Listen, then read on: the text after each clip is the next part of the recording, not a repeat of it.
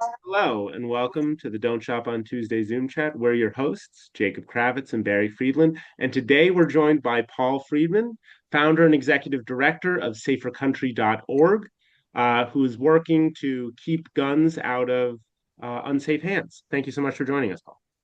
My honor. Great to be here.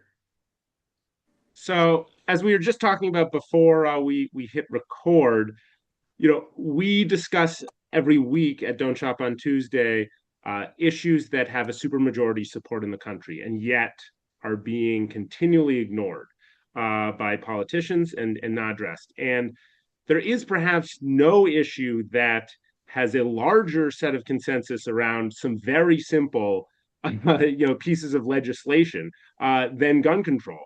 And yet we see no progress on this issue so far, at least not on the national scale. So, can you tell us a little bit about the background of safercountry.org? I think we all know the stakes, but around what inspired you to found the organization and what the sort of strategy is around Safer Country. Absolutely. Well, first and foremost, I lost a relative to a bullet in 1981 in Florida. I was just out of college. I had been interning for Chuck Schumer. You may be familiar with him. At the time, he was the youngest member of Congress, and I had spent a few months after college working in his office, and then went to Florida on vacation and met up with three of my relatives who were older relatives. I grew up in Connecticut, and so they were in from Connecticut, and had lunch with them, an aunt and an uncle, and another aunt, a great aunt who was 83.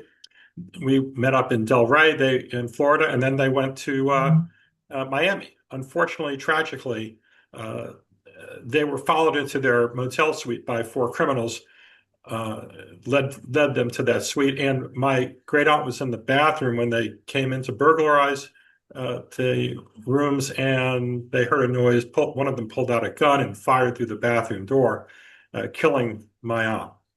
So that was a traumatic young experience. I uh, didn't quite know how to deal with it back then, but I went on to law school the following year. Ended up working for my family law firm, which was started by two of her brothers. Um, and then after a couple of years, I decided to come back to DC to work in politics. And after working on the Hill and working in many other capacities, I ended up as a consultant.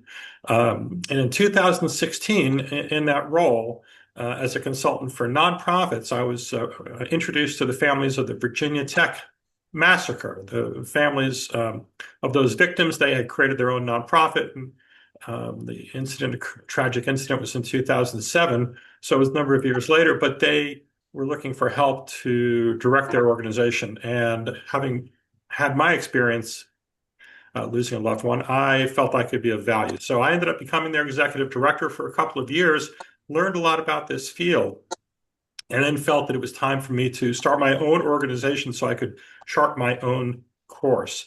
And that's when I started Safer Country. We were incorporated in Virginia. I live in Alexandria. On February 14th, 2019, which was the first anniversary of the Parkland mass shooting, which I took as sort of an omen. Now, ironically, I also grew up in Trumbull, Connecticut, which was just a short distance from the tragedy at Sandy Hook in Newtown. So I had connections to so many of these tragedies and friends and relatives who lived in Parkland. So it seemed sort of appropriate that I work in this field. And I have been doing this now for close to 7 years with this organization. And when I looked at the opportunities I had with a small organization with limited resources, I decided to take advantage of a situation in Virginia. In 2020, the state of Virginia passed our red flag law. And we called it the Emergency Substantial Risk Order. Other places it's known by different names. But the essential idea is the same, which is to intervene when information and evidence comes across that someone has a gun and they present a danger to themselves or others. At this opportunity, when you see this information, we try to get it to the law enforcement. Law enforcement can investigate. If they have probable cause, they can go to a judge and seek a court order to temporarily remove someone's guns and bar them from buying new ones. That person would then have the ability to ask for a hearing within 2 weeks, and the state would then have to provide a preponderance of the evidence in Virginia, for instance, if they wanted to continue that standing, continue that court order to bar them from a gun for as much as 6 months. Of course, once that person is in the system, we hope they will get the kind of help they need if they need that help. So we looked at that law. We realized that it was passed during the time of COVID, and that very few people knew about it. And it's a fairly new law around the country as well at the time. So I decided to try to create a public awareness campaign around it. I turned to the largest jurisdiction where I live, near where I live, which is Fairfax County. And I convinced their county board of supervisors to engage with me and to create a public awareness campaign in Fairfax County, which they chose to do. They passed unanimously a resolution to do it. They assigned me to work with the Office of Public Affairs, and we created that campaign. And well, after that, I brought it to the city of Alexandria, and now I'm hoping to be able to bring it to the whole state of Virginia now that we have yet a new government coming into play that is sympathetic to our concerns. In fact, I'm very pleased to say that even though 25 or so pieces of legislation were vetoed in the last legislative session here in Virginia, we expect all those pieces of legislation to be passed in the coming session starting in January. And that would probably include an assault weapons ban, and I expect also an Office of Government of Gun Violence Prevention to be created in the Office of the Governor. So we have a very new environment here in Virginia, and we're looking forward to positive times. And this points up the fact that while federal stagnation has occurred under the current administration, certainly, and when the current administration also had control of the federal government, progress has been made at the federal level under President Biden when we did pass the 2022 Bipartisan Safer Communities Act, which was made enormous leap forward in this area. It has mostly been rolled back under the current administration, tragically, but time will come again when we take an opportunity to move forward on the federal level. In the meantime, states are doing so much on their own. Our state and Virginia is going to take a big leap forward in the coming year, and a number of other states have made leaps forward as well on their own. So we have progress in the country. It's in fits and starts, certainly at the federal level, but we have high hope because the public, as you point out, is really with us. Jacob, I firmly believe that change comes from people, that we're going to have to, and congratulations on Virginia becoming bluer. But we have to be the impetus. We have to make the demands. And I firmly believe, which allows me to get out of bed in the morning, that if someone does something, even on the smallest scale, it just resonates into the zeitgeist. And Maine just passed a red flag law on the ballot. And, you have to start the conversation, and it makes a difference. It's in this jurisdiction, then it's this jurisdiction, and then it's everywhere. And what I find especially important and about your organization is how specific you are. That, of course, there's the overarching mission. They're not even saying thoughts and prayers anymore. I mean, it's so often I have a Krylon on my computer, and there's always, but that your overarching mission is desperately needed. But can you tell us about some of the specific strategies that you've set forward? So you're looking at the big picture and the small picture. Right. Well, first of all, we always want thoughts and prayers, but it's not enough. That's the key point. It's not enough. And we want people's hearts in the game, but we need action. We need specifics, and we need legislation to make a difference. And I do want to point out that our organization, Safer Country, is a 501c3, so we're nonpartisan, But at the same time, we recognize that the people who support our mission happen to be Democrats in this current age.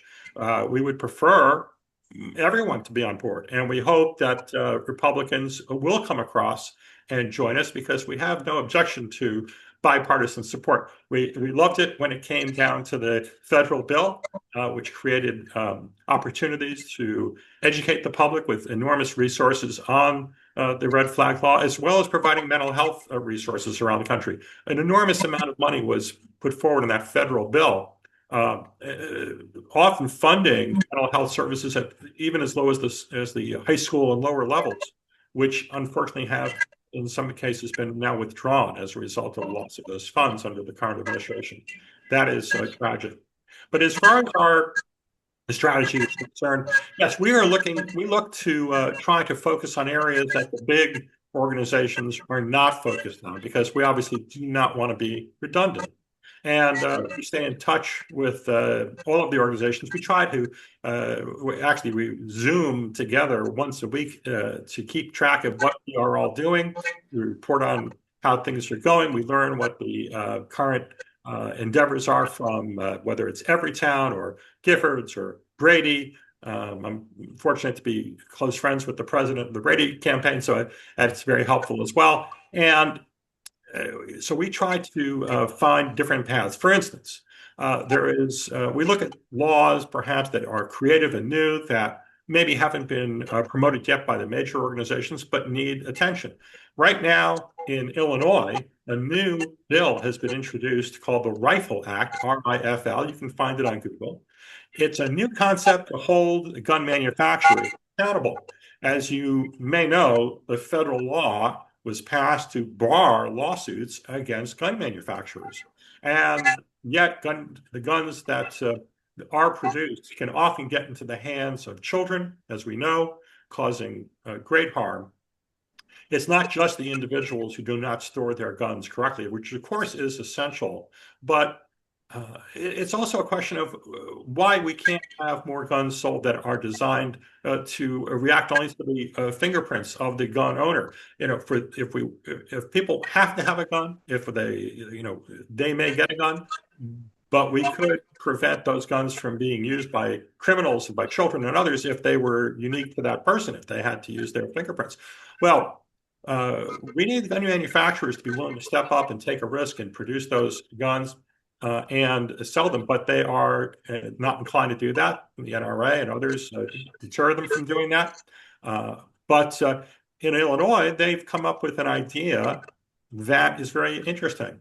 They would look at the guns that have caused harm in their state. They would look at the guns that ended up killing someone, killing a child, killing other people, look at the damage done and the cost to the state that damage has incurred, and then put together an end-of-year bill for the gun manufacturers. Now, you send a bill to a gun manufacturer without ability to sue them, not so easy to get them to pay the bill. Yet, what if they couldn't sell their product in that state unless they did? What if they were barred from selling their guns through their distributors in their state unless they paid the bill? That might change their point of view. And initially, they might be willing to write that first check or two because they want to keep selling their guns, but eventually they might decide that it's too expensive. They might want to change the way they produce their guns. They might want to reduce the potential harm of their guns. We need to be looking at creative ideas like this. It hasn't yet passed in Illinois. I am promoting it here in Virginia. We want to study it. We want to see if it's something that's viable and feasible to do, but it could be a creative new way to hold gun manufacturers accountable. And that's just one of the creative ideas we want to push, because we're going to pass a lot of really solid laws in Virginia in the coming year. We know that. Any number of laws regarding safe storage, and as I say, the assault weapons ban, et cetera. We want to make sure that guns do not get in the hands of criminals. We want to make sure that when they're transported in cars, they have to be transported in a locked safe. And if a person is leaving their car without their gun and they don't have a right to carry their gun, and that's critical too, of course, we want to make sure that someone can't just go up to that car and steal that gun. 250,000 guns are stolen in this country every year, many of them out of cars. And many of those cards have indications on them that they're a gun, they may be a gun inside, an indication such as a sticker that says they support the NRA, or even they support the military, or they support the police.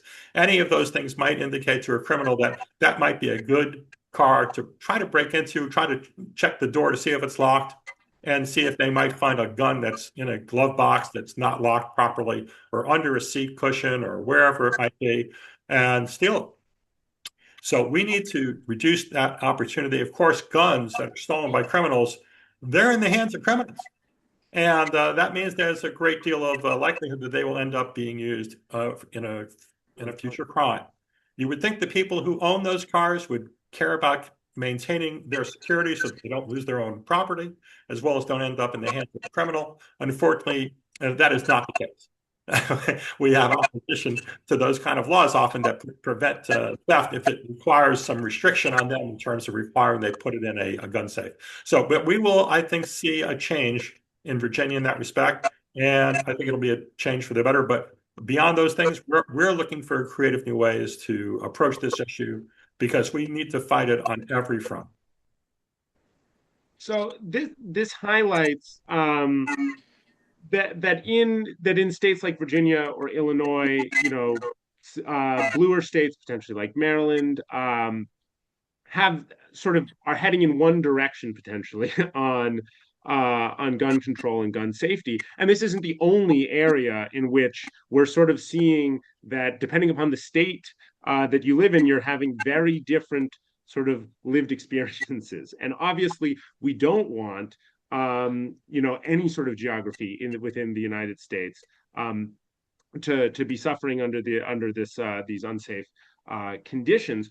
What have you found as you're talking to, and where do you see the opportunities when working with? Because obviously you highlight how in Virginia it took basically sweeping out the free, and changing over the legislature and the governor in order to have the opportunity again to bring these up. But in many areas of the country, that's going to be a very long project or not necessarily realistic, on a timeline that is acceptable to sort of, continue to be living with these gun deaths. So what have you found when you're talking to more conservatives, Republicans? What are they comfortable with? Where are the sticking points here in terms of gun safety, and why is this so intransigent? Well, let me first just reflect on your opening comment. Yes, it's absolutely true, and we can't avoid the reality that bluer states are safer when it comes to homicide from guns. You can see it throughout the statistics for New England, for instance, and in other states. It's more difficult when your state is bordered by a red state, such as Illinois, having Indiana nearby. But in the Northeast, of course, homicides are much lower. On the other hand, suicide has gone up. And that is still the leading cause of death by guns, suicide. So the fact that we are improving in some respects doesn't mean we can rest assured that we are going to be better off entirely. And there is a great deal to do when it comes to working on reducing suicide. And of course, tragically, we've seen a rise of young people in suicide, and particularly Black and Hispanic kids, as well as some LGBTQ plus young people and trans. Of course, there's a danger there. These are all areas where we've seen increases. It's tragic that the current administration removed the special phone line for suicide awareness and protection for LGBTQ plus students, young people, I'm sorry, and all people in that category, because they need that special, unique communication, people trained to deal with their personal experiences. And it's really tragic that they've removed that specialized line. So it's very important that we understand that there are distinctions between the certain geographic areas, but even in those areas, there are still many challenges out there. So with regard to people who are not necessarily in agreement with us on everything, at least politically, we still find that there are a great many gun owners who understand what we're trying to get at, which is why our slogan is keeping guns out of unsafe hands. Because most of the gun owners out there, when you speak with them, imagine themselves being safe hands. They are people who describe themselves as properly securing their weapons, et cetera, and learning and training to use their weapons correctly. They don't see themselves as the problem, and it's a good chance they are not the problem. But they do recognize that when there are 400 million guns in a country with about 300 million people, of which about 100 million own most of those guns, an overwhelming number, you cannot expect that all of those people are acting accordingly and acting appropriately and safely with those weapons. They get that.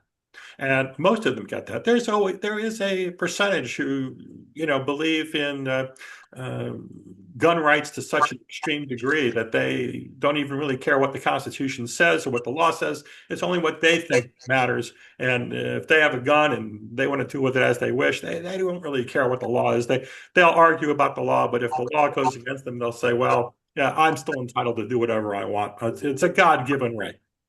We don't live in a God-given society. We live in a society of law, which we believe in. And if we're going to have the law applied to all of us, we all have to respect the law and its limitations, even with regard to this issue. But there you have it. There are going to be some people in that category. It's a sliver, but they're a very vocal minority. Nonetheless, I think the vast majority of Americans do understand what we're trying to do, and which is why you see the numbers in the polling often rises into the 80s for people who agree that we need common sense gun laws to Not into protect the us all. 90s for things like 90s. background checks. Yeah. Yes, it depends on where you are and so forth and so on. But yes, you can find polling in the 90s for background checks. We do need to close those loopholes on the background checks. There are definitely still loopholes to be closed on the federal level, certainly less so in certain states where they've taken stronger action. But, background checks can only go so far. I mean, even if we do it absolutely correctly, people change. They may have purchased a gun when they were in a pretty good mental state, but they 5 years later may be upset at the way they were, removed from their employment, or upset Mhm. about their wife or girlfriend, or face a medical challenge that they didn't expect. And their attitudes change about the gun that they now own. So we really need to do our very best to keep those guns out of the hands of people who are unsafe. And it would be best to have a regular vetting process for the people who do have them, so we can try to, lower the number of people who might be using those for the very bad and dangerous purposes. There's so much meat on your website. There's so much concentrated important points. But one thing that struck me about teenagers, in terms of, I had a conversation with the head of Johns Hopkins Hospital child psychology, and he said the most dangerous people on the planet are teenage boys. He said teenage girls are catching up now that they have more options, but boys are edging them out because they're on the cusp of adulthood. Their brains are not fully formed. They're filled with hormones. They have all these all these temptations that they can easily get. And he told me stories of a young man who committed suicide on a Monday, thinking he was going to the prom on Saturday. I mean, it sounds crazy. Or that two kids, under two kids, that soccer practice was canceled, so they decided to rob a 7-Eleven, or a convenience store. And so their brains are not fully formed till 25, and I think we really have to protect the children, especially as they grow and mature, because they don't have the thinking process and the maturity to deal with guns, and yet so many have access. Well, it'd be great if we could increase the minimum age for the purchase of a gun to 25. As you point out, the studies have been done. They've shown that young men are not mature enough until then. They often are charged more just to rent a car. So based on the same concept. So we know the medical science here, and we know what we're facing, and we've also seen numerous cases in the news about 21-year-old, 22-year-olds. The moment they're entitled to get a gun, they go out, get a gun, and commit a crime if they're inclined to do something. Often they've waited until they're legally allowed to buy a gun, but the moment they're allowed to in their state, 21 years old, they go out and get it, and then some horrible thing occurs. So Yeah, we certainly have to recognize the mental state of young people. We also have to recognize that this is something that can happen at any point in life, of course, and that men are certainly more likely to be doing this than women. So this is clearly a male problem in large part, and there are a lot of elements to the mental health aspect of this. It means communities need to pay attention to these young people. Families need to pay attention to the young people. We all need to be better at our community to pay attention to our friends who are isolated, depressed, and what have you, so we can try to help them and before they turn something like this. And certainly when it comes to difficult medical circumstances, a loss of a family member, perhaps, these are all things we have to all pay attention to. We need to be a kinder and better society if we're going to have a better result. There are no easy answers, of course, because we have a large country with so many different kinds of areas that we live in, and whether it's city or country, et cetera. Everybody's got unique problems that we have to help with, and they're great challenges for us. But access to these weapons, there are plenty of countries with mental health problems. There are plenty of countries I often hear with gaming issues, and where they're spending time on electronic games and what have you. But you don't see the kind of death toll that you see in our country, and that's really it comes down to access to these weapons. It's just too easy to get them, and we need to create better barriers to getting weapons so that we can reduce the chance of these sorts of things happening, the worst possible things. Yeah, absolutely. What do you the rifle law holds gun manufacturers accountable, and you were talking about how a lot of gun owners find, you have found that they think of themselves as the good, responsible gun owners. I wonder to what extent that's, because I immediately think of the stat that 80% of people think that they are a better than average driver. So, how much of this is a cognitive of does the data back up that these people actually are safer than average? And I guess in part, do you find that those same people are willing to accept legislation or support things that might inconvenience them, even as a responsible gun owner, right, in an effort to increase safety everywhere? That is the fundamental problem with most of the laws we want to pass, right? I mean, most people like to have them apply to others, not themselves. And that's just the reality. We're all for freedom and liberty and so forth for ourselves, but we don't want it necessarily for others if it endangers our lives. And this is the tension of a democracy, and it's a constant tension. But I think a lot of people recognize that, we have a unique problem with suicide among veterans, even among active service military. We need to address that. And it's in our interest, all of our interests, to address that. We know about the problem with kids, but we also need to think about the more recent problems we faced in our society about political violence, armed political violence. What we saw on January 6th was shocking to our senses, and it showed how vulnerable our society is. What was worse was to watch those very people who committed violence against our law enforcement pardoned and removed and released from prison. And so many others have been released as well, even though they have participated in political violence. And our society has to face up to the reality that if we're going to reduce this, we cannot incentivize it by supporting that sort of thing. If people take arms up against our government or against our law enforcement, they need to be held accountable. And the irony is, in the old days, when not that long ago, if someone were to take up arms against law enforcement, people would be outraged. Yet on January 6th, for instance, that wasn't in 2021. That was not the case. People took sides in our society, and many of those people found an excuse. And they found an excuse for these pardons. We cannot continue along that track and survive as a democracy and survive this kind of warfare. We do not want people to be picking up weapons. And by the way, it's not just that side, but it leads to other problems. The problem is that when one side gets away with this, when one side is allowed to commit these kind of crimes and be released from prison and get away with it, the other side then is fearful. And so I know that there are many stories now about liberals and Democrats and people from various minority communities who are having to think about buying a weapon because they're afraid for themselves from the current government.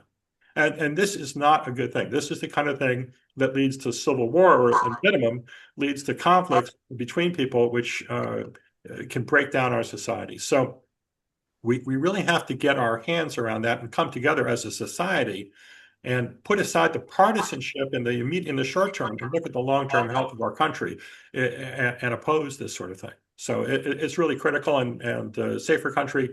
We do believe in a safer country, not just the individuals, but the country itself. When the legislator in Minnesota was killed with her husband and her dog, and then another one was shot with the wife. Mike Lee, who is a U.S. senator, mocked it on social media, and I mean, we've devolved to a place where you mock something like this, and I don't know where it is right now. But Trump wanted to allow those he pardoned for January 6th to be able to sue us. For imprisoning them for committing crimes, and but I'd like to digress for a moment because Jacob and I would always like to end on hopeful discussions. And so, with your expertise and your experience, what are some of the things that people can do? Whether they don't, like, I wouldn't know what to do with a gun, or, and not in my house, but I mean, people that have no interaction with guns, people that own guns, whatever it is, what can we do in blue states, in purple states, in red states? What can we do? Right.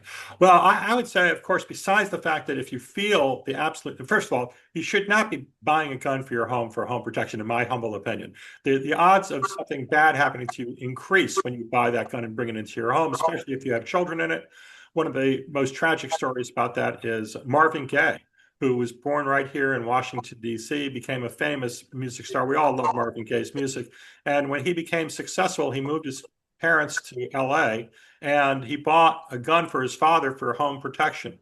But on his 40th birthday, when he visited his home, he got into an argument with his father. His father went and got that gun and shot Marvin Gaye in the chest and killed him. And there is the irony, of course, of what occurred there. And it's not a unique situation. Guns in the home end up killing the people we love or being used inappropriately by the people who own them far more than they'll ever be used to protect people from unknown outside forces. So I urge people not to do that. But if they're going to buy a gun anyway, they really do need to properly put it in a safe, keep it well away from anybody who might be able to get access to it, whether it's a child or someone coming into their home who's not authorized, and getting access to it. And we also have to look at how we allow our family members to go to other homes, especially when they're young people, children, especially teenagers. When we talk about boys again, they go to play in other people's homes, and those homes may not be safe. They may not be safe for many reasons, right? They may have a pool that doesn't have a protection, but they may have a gun that also is not properly protected. There may be ammunition and a gun there. I have my younger brother grew up with his best friend, one of his best friends in Connecticut, in Trumbull, where we grew up. And he ended up having 3 kids, and one of them went to a neighbor's home. He was 15, and he ended up being killed shortly after he got there because of a gun and bullets that were in that home. And it's a tragic story, and that's not a unique situation, tragically, in our lives. So the parents must be very careful about where their kids go. They must inquire before they allow their kids to go to someone else's home and find out. Be frank. Do you have a gun? Are there bullets? How is it kept? Is it safe? Will my young person, my child, be exposed to it or not? And we have to be direct about that. And that is one thing you can do to be safe. And it's the kind of action we all have to take. And of course, ultimately, voting, I cannot emphasize enough how important voting is. If we cannot get the people in office to recognize the importance of passing laws we need to change the people in office to make sure we get the people we need to make those votes correct, cast those votes correctly. Well, thank you so much for joining us, Paul. Paul Friedman, founder and executor of safercountry.org. The work that you're doing is so important. And, as I just want to emphasize again, that our individual, this topic is one which really, really drives home the point that our collective freedom and safety, our individual freedom and safety is a collective struggle. It is a collective effort that has to be done because the violence can is there's so many guns. The violence can come from anywhere, including tragically self-inflicted on and all too often the case. Absolutely, we're all in this together. We all have to make this country a better place, and we can do it if we approach it with the idea that we're looking out for our neighbors as well as ourselves. Absolutely. There's no place. Thank you so much. There's, synagogues, churches, stores, schools. So it's in your best interest to work collectively. Absolutely. And I just recently spoke to a new friend of mine who spent a great deal of his time in the Republican Party, working in that party for centrist Republicans for many years. And he said to me, I've got 2 kids. I'm afraid of them being anywhere in society without me there to protect them, because I know how dangerous this is. He's with us on this. And it just goes to show, Republicans, there are plenty of Republicans who agree with us. It's a bipartisan issue, but it's going to take all those people voting and being in the right places to vote at the right times in order for us to be effective. But let me just say once again, thank you for inviting me to this. I'm really honored to be part of this. I'm honored to speak to your audience, and I hope they will get involved. And if they can find it possible to support us with a donation at safercountry.org, we greatly appreciate it. Right. Thanks so much, Paul. Until next time, everyone, don't shop on Tuesday.